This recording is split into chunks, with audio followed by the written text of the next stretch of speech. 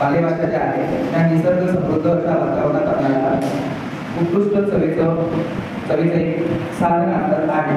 त्याचबरोबर आता हा कार्यक्रम जो आहे तो आपण आज मुलांना पारंपरिक आपल्या पालेभाज्या आहेत या पालेभाज्यांची रानभाज्या ज्या आहेत त्यांची ओळख व्हावी, त्याचबरोबर आपली पारंपरिकता जी आहे तर ती व्यासपीठ आपल्याला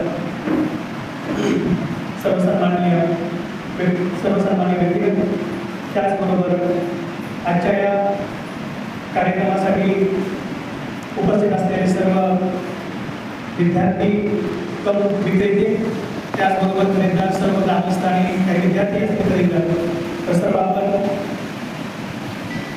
या माधवराव पवार विद्यालयाच्या मार्फत हा जो रानभाज्या उत्सवाचा कार्यक्रम आयोजित केलेला आहे या कार्यक्रमासाठी सर्वप्रथम शुभेच्छा देतो आणि सर्व विद्यार्थ्यांनी याच्यामध्ये आवर्जून जो सहभाग घेतलेला आहे त्याच्यासोबत त्याबाबत त्यांचं सर्वांचं मी कौतुक करतो.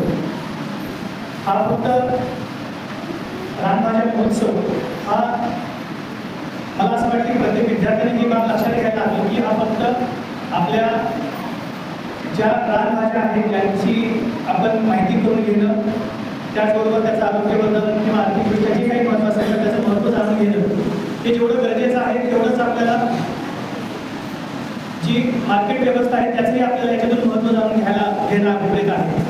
की आपल्याकडे जे भाजीपाला आपण तुम्ही आता विक्रेते असतात जे खरेदीदार येतील तर त्यांच्यासोबत जो आपल्याला व्यवहार करायचा आहे त्या व्यवहाराचे सुद्धा आपल्याला अवलोकन होणं विद्यार्थ्यांच्याकडून गरजेचं आहे.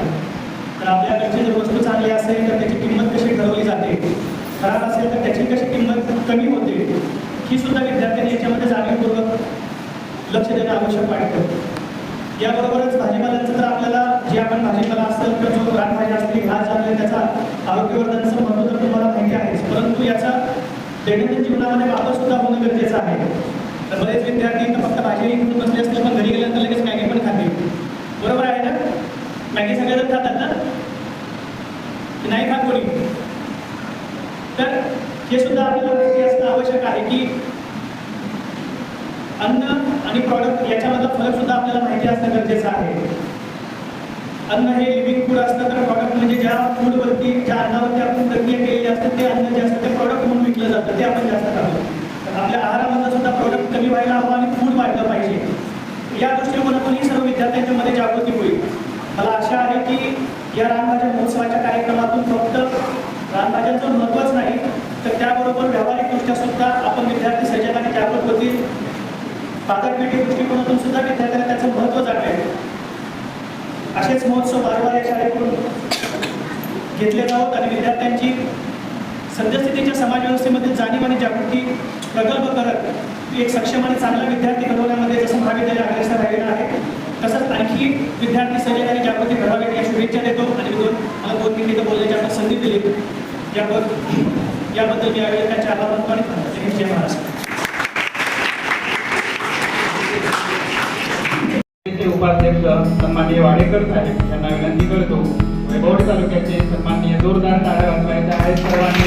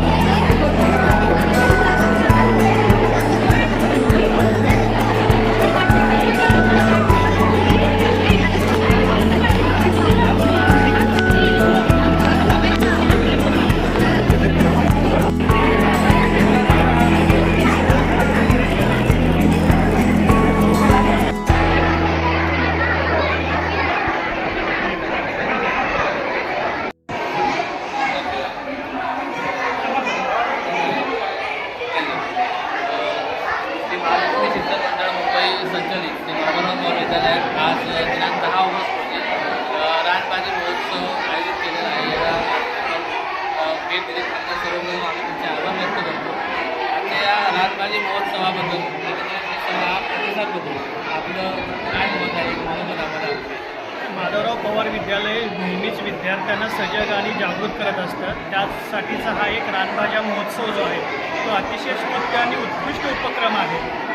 विद्यार्थ्यांना फक्त रानभाज्यांचं महत्त्वच न म्हणता त्या रानभाज्यांच्या आरोग्यदृष्ट्या वर्धनाचं महत्त्व, त्याचबरोबर बाजारपेठी अर्थशास्त्रसुद्धा समजून सांगण्यासाठीचा हा घेतलेला उपक्रम अतिशय स्तुत्य आहे. मी माधवराव पवार विद्यालयाला खूप साऱ्या शुभेच्छाही देतो आणि वारंवार असे विद्यार्थ्यांना प्रोत्साहित करणारे कार्यक्रम राबवून एक समाजातील सजग नागरिक घडवण्याच्या स्तुत्य उपक्रमाला शुभेच्छाही देतो. Thank you sir.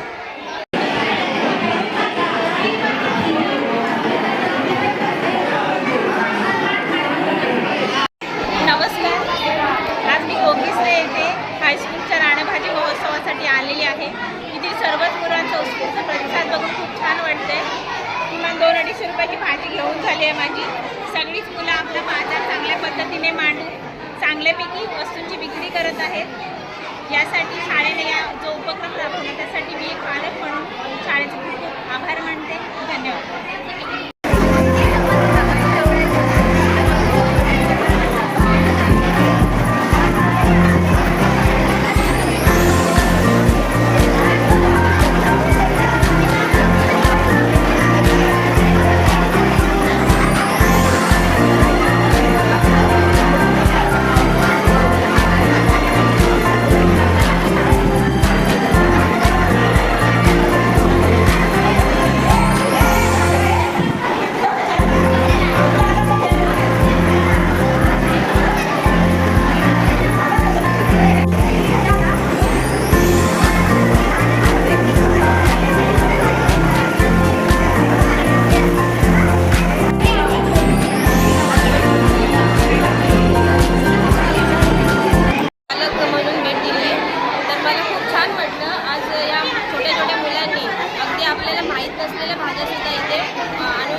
खरेदीसाठी ते म्हणजे प्रोत्साहन देत आहेत आणि आम्हाला पण नको असताना सुद्धा खरेदी करायला लावतात.